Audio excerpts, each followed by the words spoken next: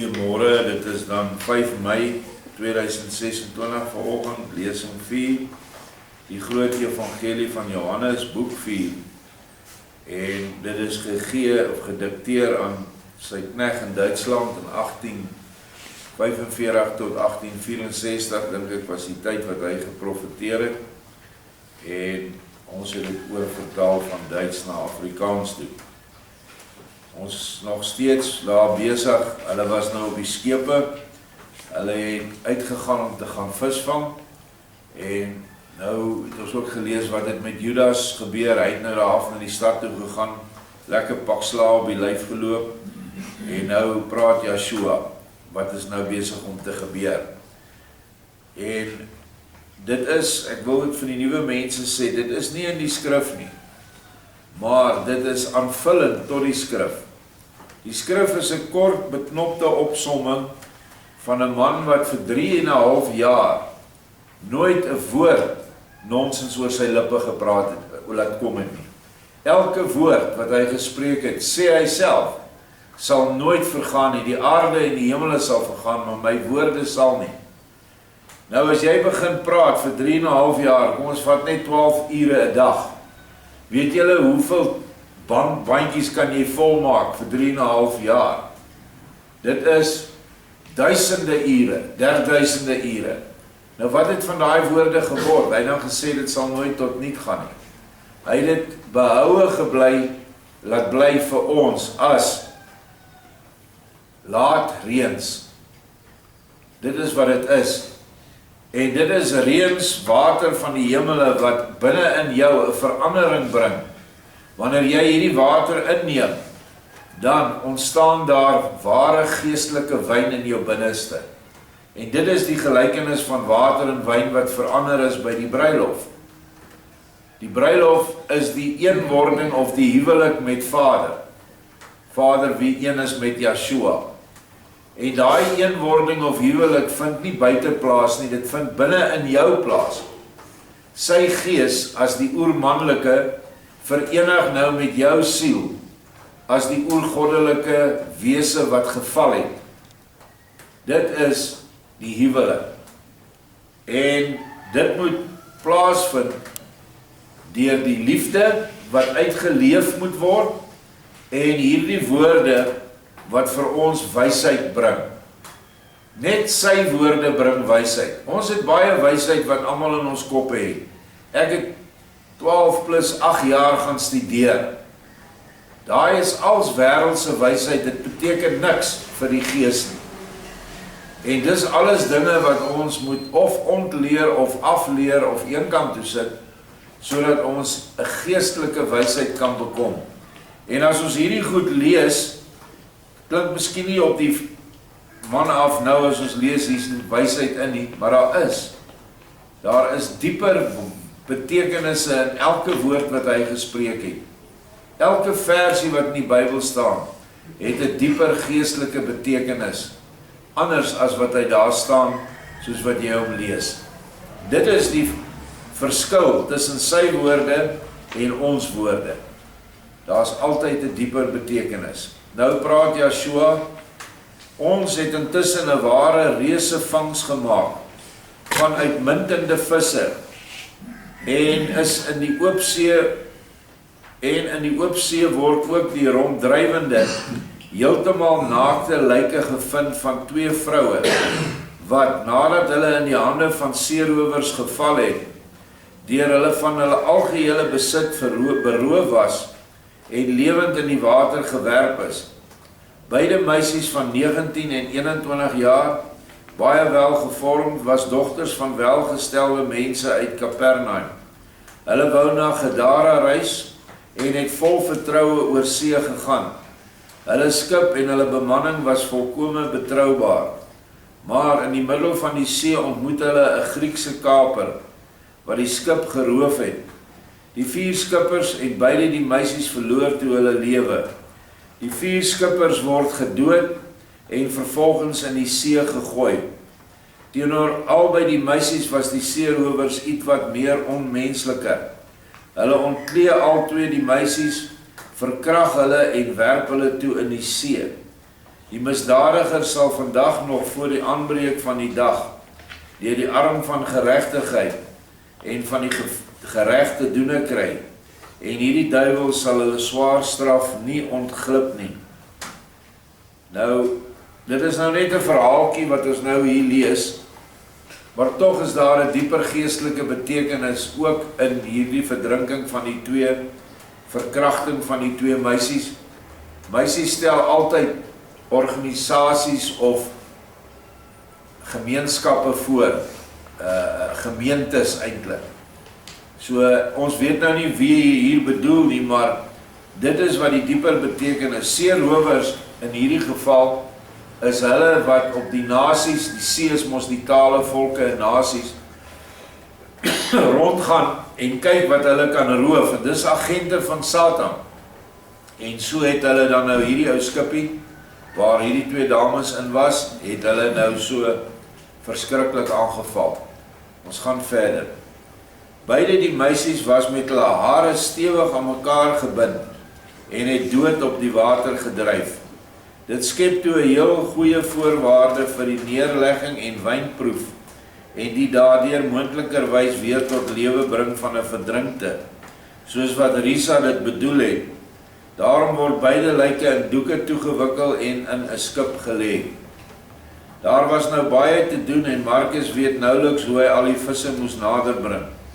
Maar ek gee vir Raphael, dis die engel, opdrag om Markus te help, en toe was alles gou en goed gereël.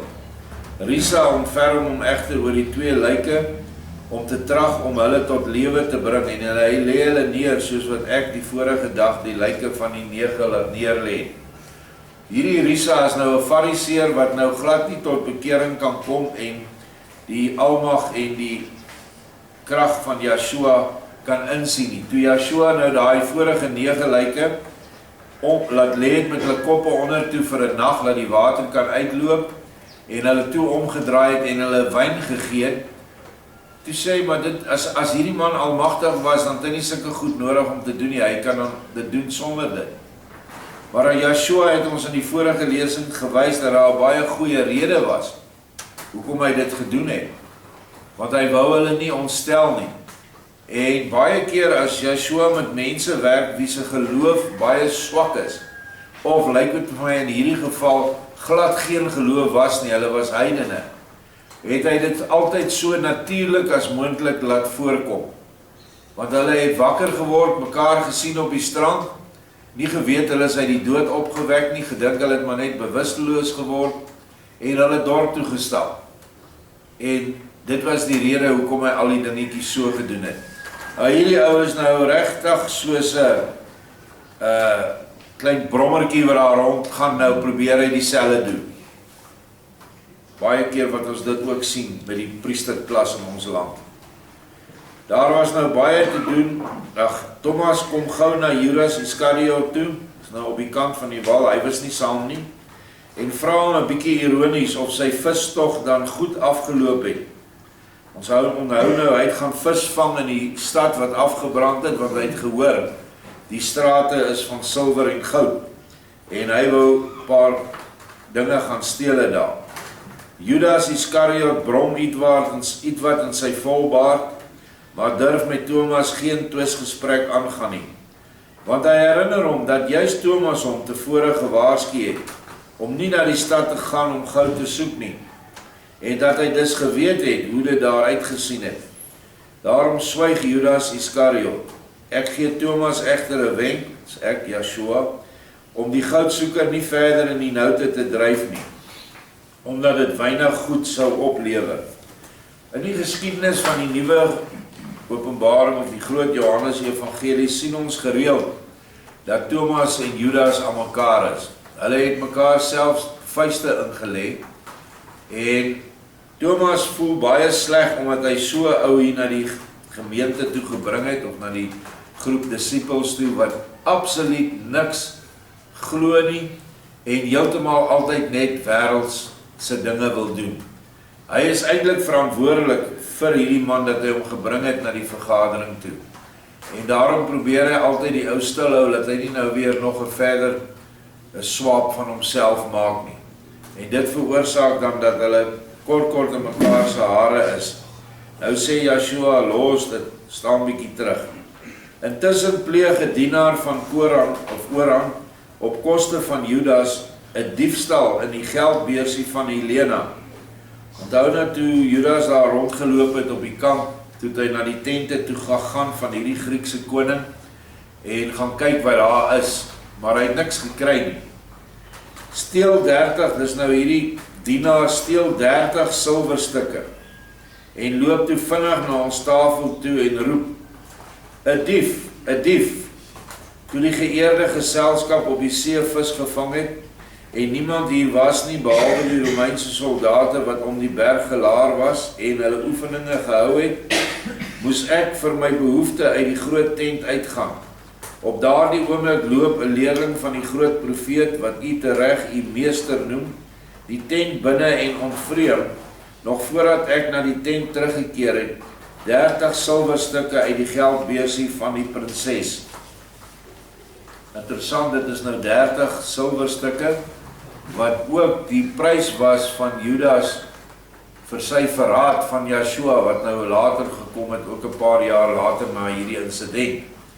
Maar daar is weer eens ietsie geesteliks in.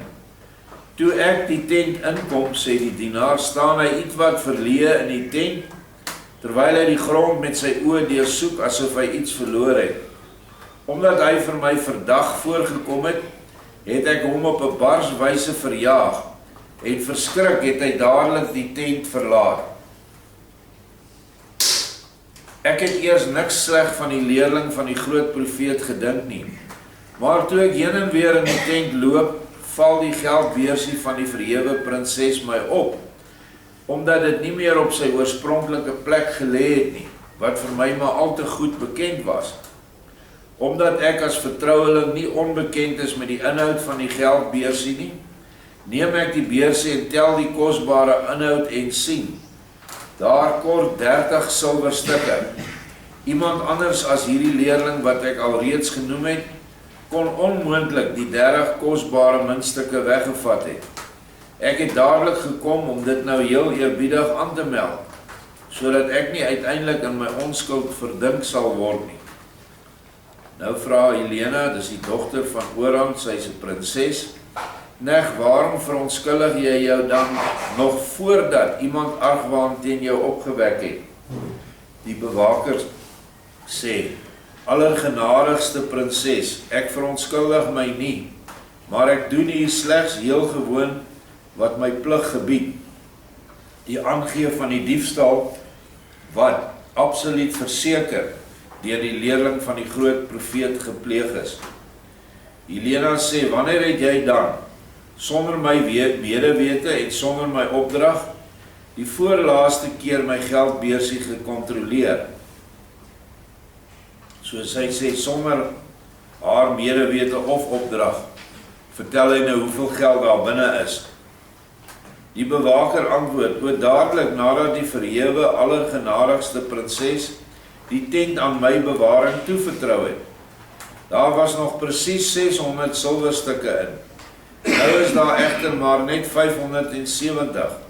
Daar ontbreek dus presies 30 stukke, wat niemand anders kon ontvreem het as die bewese leerling nie. Omdat ek as bewaker van die verhewe skatte vir alles verantwoordelik is, moet ek tog ook weet waaroor en oor hoeveel moet ek waak. En dit kan my as 'n ou getroue dienaar tog nie kwaadlik geneem word as ek van my van tyd tot tyd daarvan oortuig waaroor en oor hoeveel ek moet waak nie. Ek het nou egter die gemelde tekort bemerk en dit pligsgetrou meegedeel. Helena sê, baie goed, ons sal die saak later nog van naderby ondersoek en die dader van die kwaad opspoor, wat dan die regte straf nie sal vryspring nie. Miskien is dit egter ook moontlik dat jy jou met die telling die eerste of die tweede keer vergis het. En dan sou dit nie, soos wat jy sê, 'n leerling van die goddelike meester gewees het nie, wat slegs maar beskuldig word omdat hy uit pure verveling die tent betree het. Daartoe het hy selfs die reg, omdat niemand van ons 'n gebod uitgevaardig het, dat ons tente deur geen mens betree mag word nie. Gaan nou weer na jou plek terug. Ek sal dadelik volg en alles grondig ondersoek. Na die antwoord verwyder die bewaker homself en die eerste wat hy doen was om die 30 silwerstukke so gou as moontlik weer in die beursie terug te stop, sodat die prinses gelyk sou hê met die opmerking dat hy hom 'n keer met die telling vergis het. Toe hy met die werkie klaar was, weet hy nie wat om te dink, wat hy by die ondersoek sou sê nie. Dit lyk toe maar die beste vir hom om weer na die prinses te gaan en haar om vergewing te smeek en daarmee aan te gee dat hy hom werklik met die telling vergis het en die leerling onregverdig beskuldig het. So gedink, so gedoen.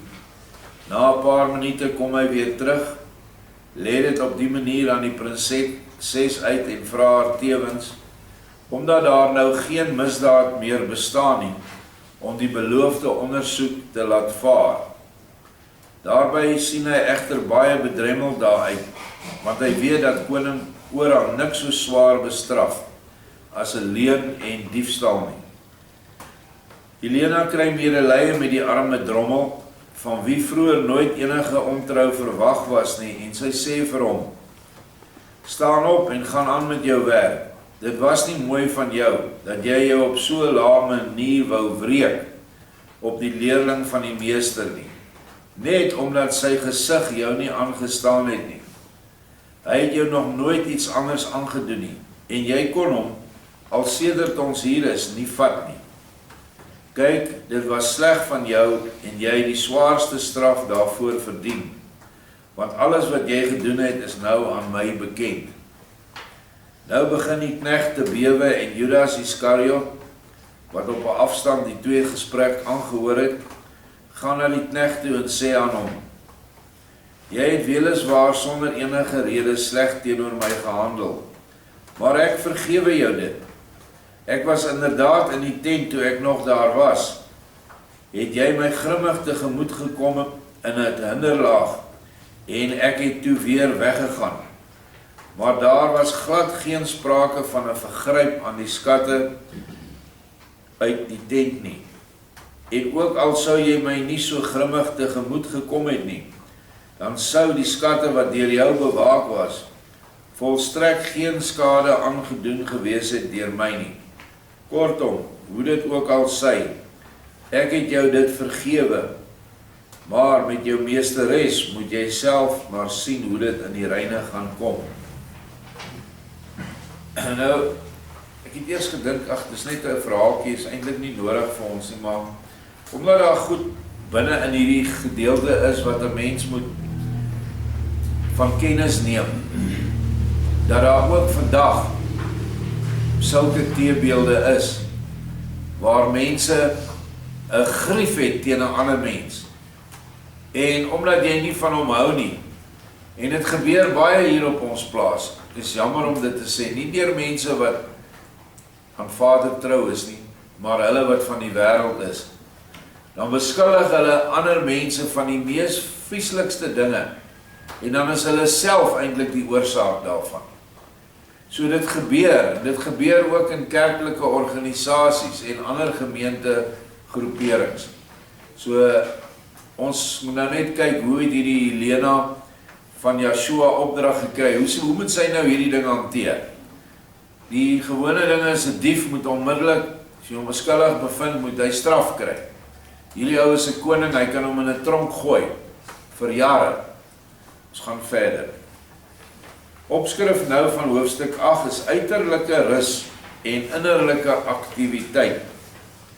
Daarop trek Judas Iskariot hom terug en sê vir Helena, Koran en Mathael, laat dit nou met rus, want ons het belangrike dinge om te behandel.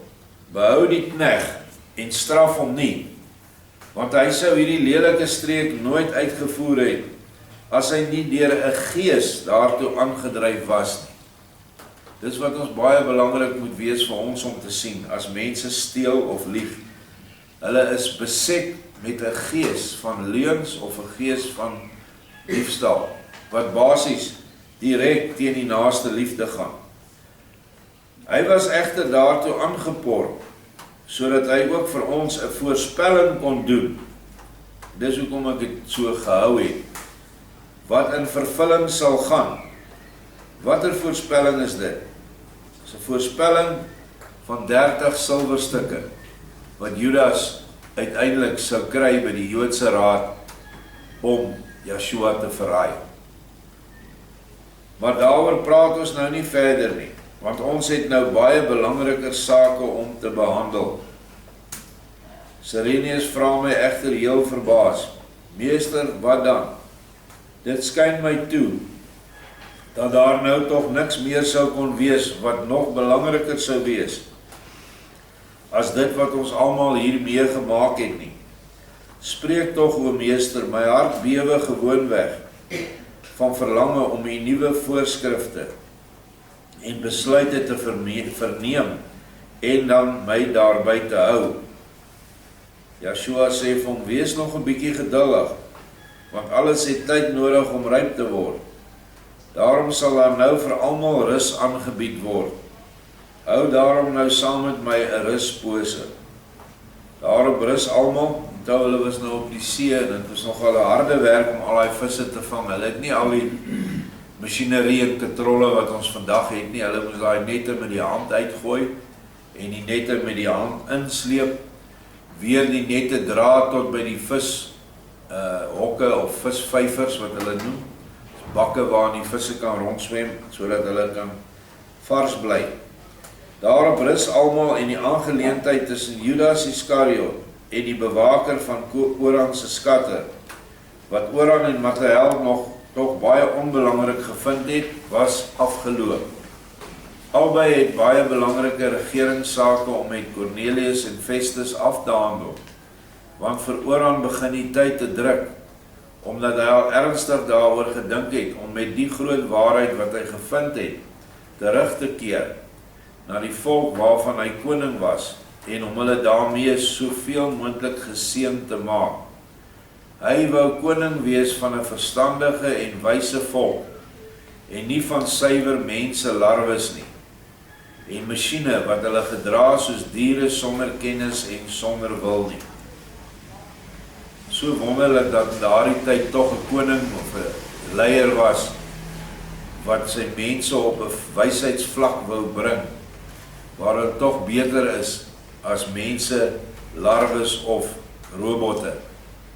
Vandag se konings, presidente, eerste ministers en leiers, hoe meer hulle die mens kan basies afwentel tot robotte wat nie dink nie, werk letterlik masjiene wat alles doen vir hulle bestaan, sodat die ouens wat bo sit skatryk kan word en magtig kan word, is hulle dan nou presies vandag die teenoorgestelde van hierdie koning Oran, wat 'n groot ryk gehad het net suid van die Swartsee, genoem Pontus.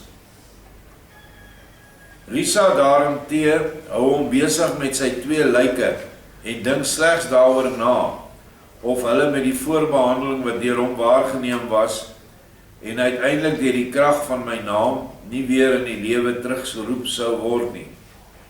Ander om my heen dink ook daaroor na waaruit die baie belangrike daad sou behels, en wat ek na die ingelaste kort rus sou doen. Kortom, ofskoon almal uiterlik skyn te rus, was hulle tog innerlik in hulle harte baie besig, maar niemand het kop of ster daaruit gemaak nie.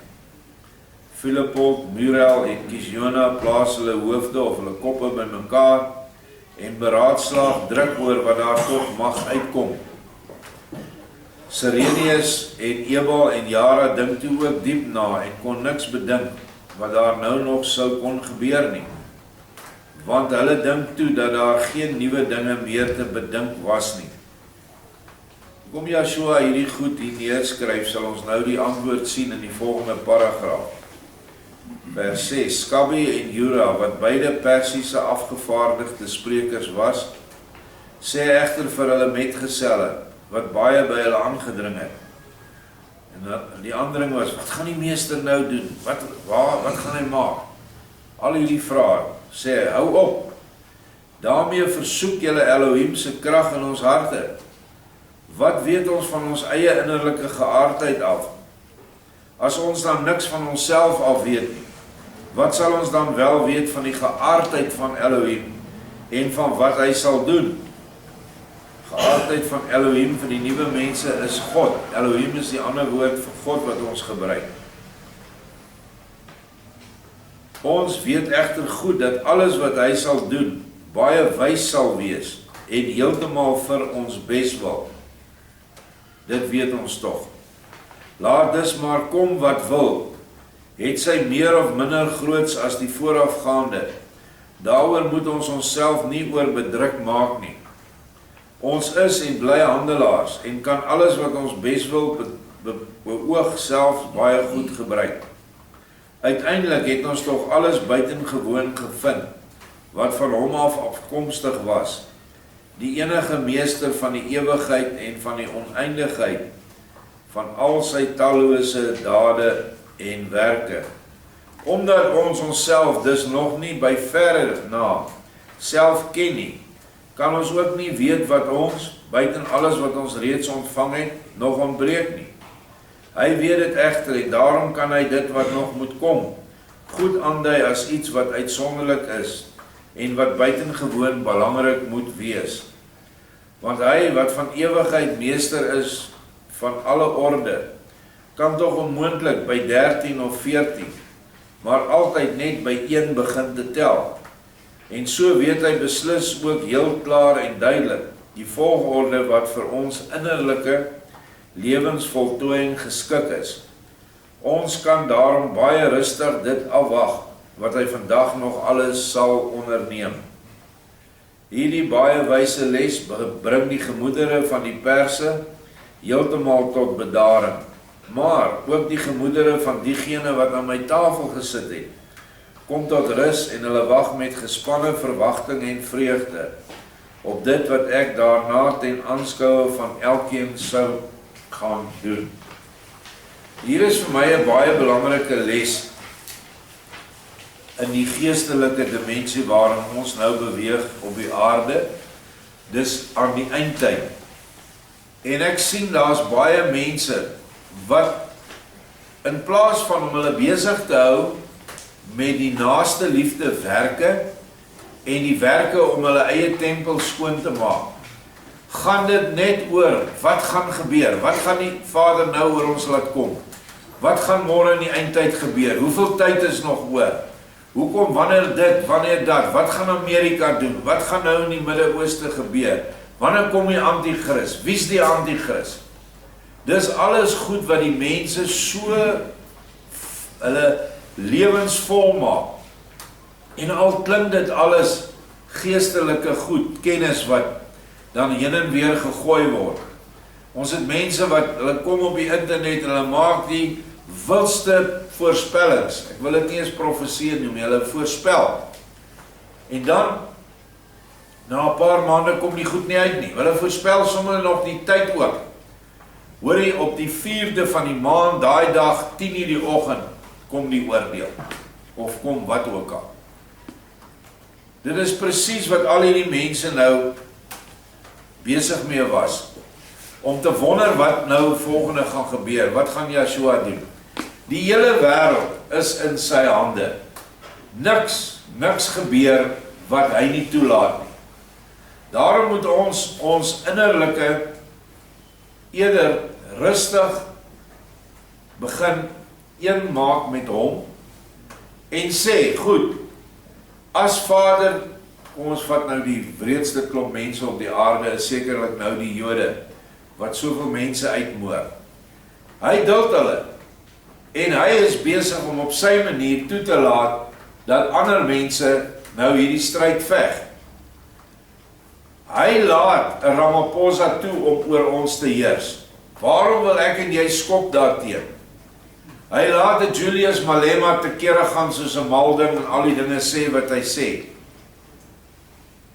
Ons moet net aan hom vashou en weet dat hy in beheer is, Want daar staan in die skrif, geen koning word aangestel sonder die wil van die Vader. Slegtes sowel as goeies. Maar dan staan die skrif ook so dat slegte leiers en slegte toestande waarin 'n volk beland, is die gevolg van hulle afvalligheid.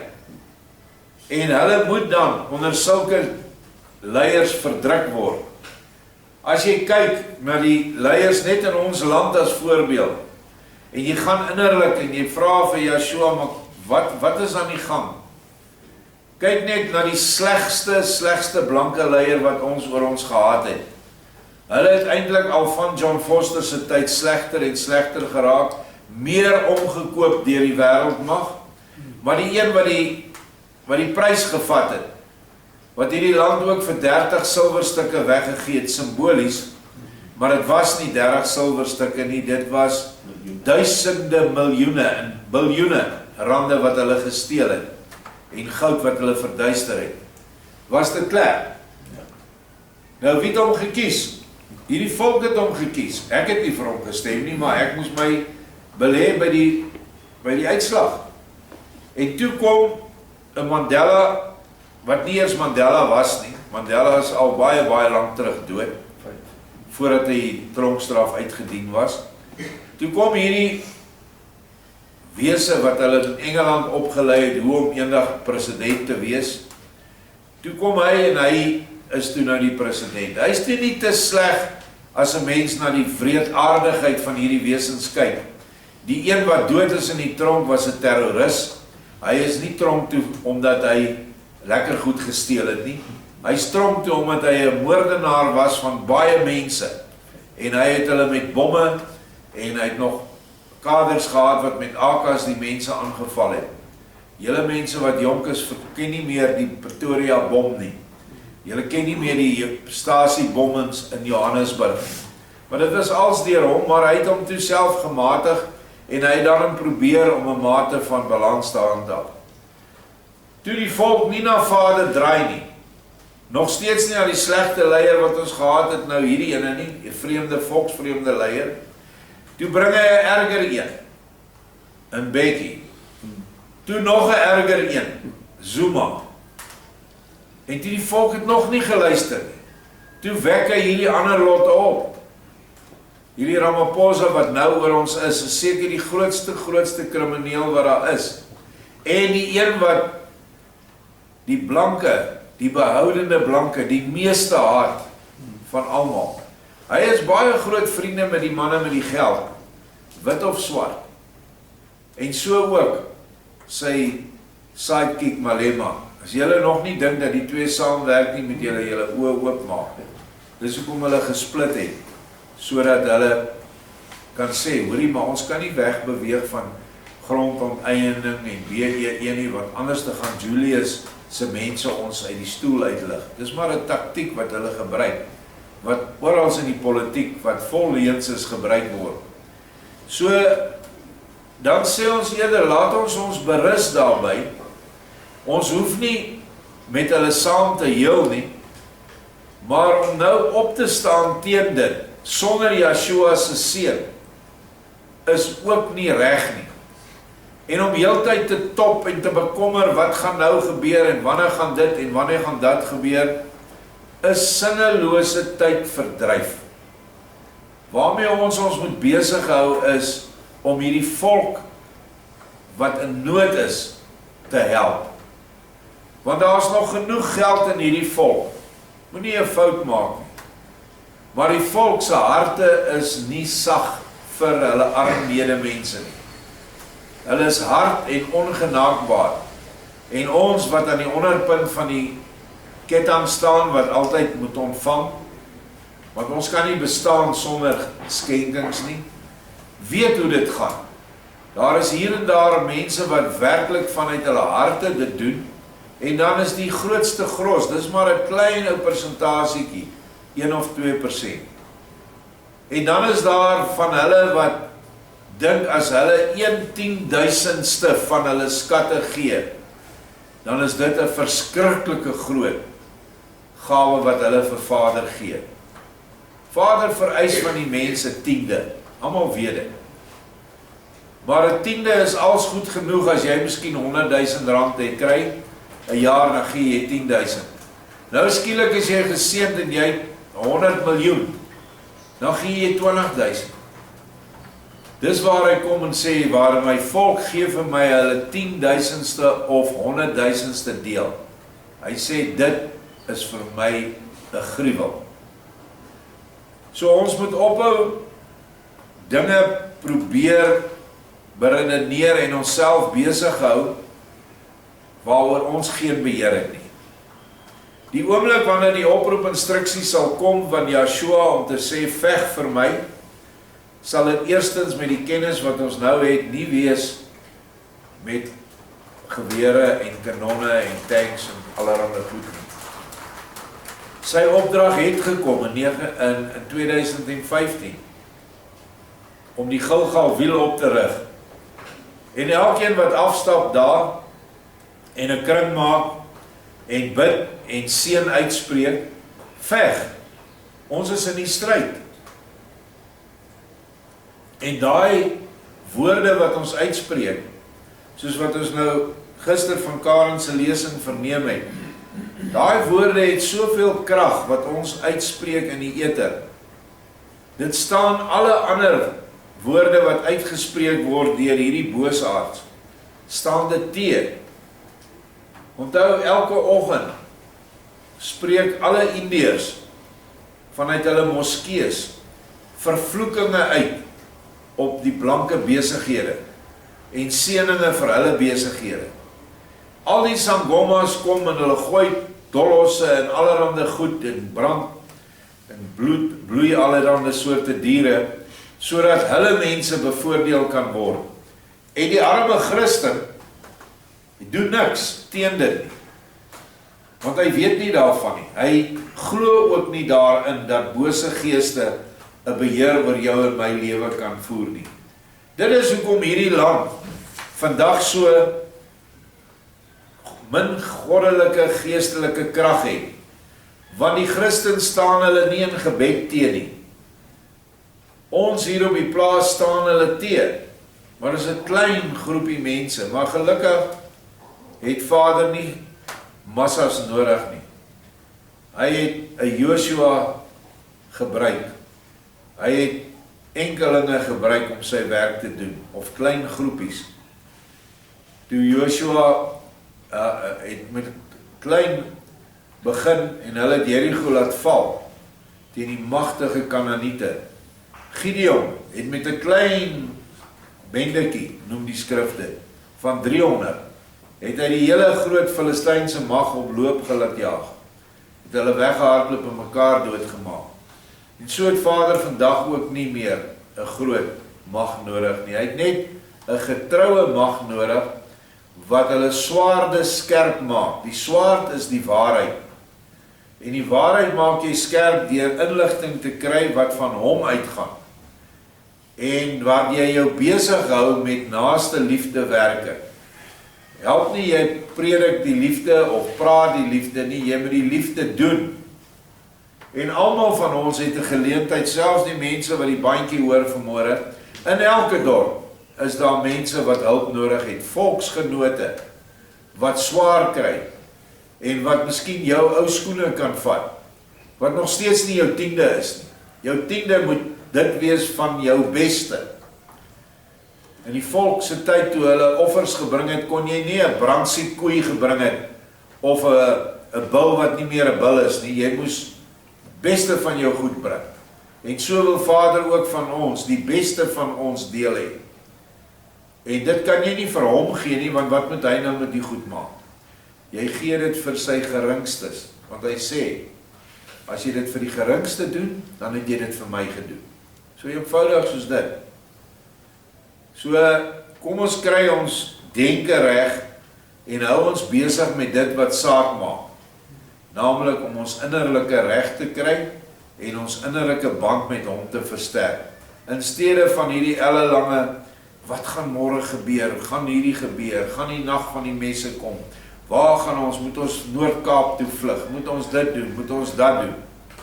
As jy mooi luister in jou gees, binne in jou, sal jy verseker die stem hoor, as ons moet van die seevlak af weggaan na die binneland toe, weens moontlike oorstromings, sal Vader dit vir jou sê, as jy stil genoeg na hom luister. As jy in die middestad van Johannesburg bly, bo in 'n 20ste verdieping van 'n woonstel, en ons weet as alles in duie stort, gaan daar nie water wees nie, dan gaan nie riool wees nie, en die hordes gaan mal raak, dan sal Vader in daai persoon se innerlike, sal hy 'n sterk drang laat ontwikkel, mits die persoon bereid is om te luister, om dan weg te kom uit 'n situasie uit wat dalk gevaarlik kan wees vir die toekoms. So vra baie mense, ja, maar gaan julle nie nou trek nie? Ek sê, ons bly hier, want ons het Yeshua in ons hart. As ek nou Karoo toe gaan, is hy daar iewers in Karnavond. Is dit waar Yeshua bly? Hy bly in my hart. En ons bly hier op 'n plek wat geestelik gesien in die oesland is, want die oesland is mense wat behoefte het. En jy het altyd baie meer mense, 80% van die behoeftige mense is in die Johannesburg, Pretoria omgewing. Dis maar net so, want dis waar die meeste wit mense bly. En dis waar ons moet wees, ons moet hulle kan help, ons moet nie te ver wees nie. En die bewys het ons nou al amper 8 jaar, vandat ons die Gilgal wiel opgerig het, nog nooit, 'n rooftog, 'n moord, 'n verkrachting van buite af gehad het op hierdie plaas nie. Is dit nie iets om te sê, maar dis 'n wonderwerk wat Yeshua vir ons gegee het nie. En ek wil maar net hierdie goed noem, moenie dat mense julle bekommerd maak nie, ontstel nie. Want dit is wat dit doen, wanneer mense nie vaste fondasie het op Yeshua nie, of op die skrifte nie, dan word hulle deur hierdie mense, ek kry baie mense, dan stuur hulle my die goed, wat nou? Hoor wat sê hierdie ou?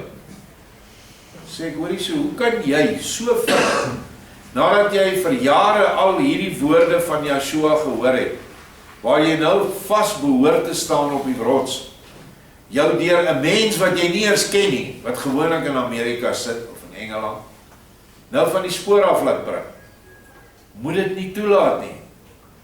Dit is eintlik 'n getuigskrif, 'n swak getuigskrif teen jou geestelike vermoë. So moenie dat hulle ons ombou nie. Dit wat jy van Yeshua af gekry het, moet altyd vas staan. En alle ander goed moet getoets word aan dit. As iets anders wat na jou toe kom, iets anders sê, dan moet jy dit verwerp. Want jy het ons nou die waarheid. Ons is geseënd in die Dogter van Sion gemeente om hierdie waarheid te hê. Want Yeshua sê, en ek sluit daarmee af, ek is die weg, die waarheid en die ewige lewe.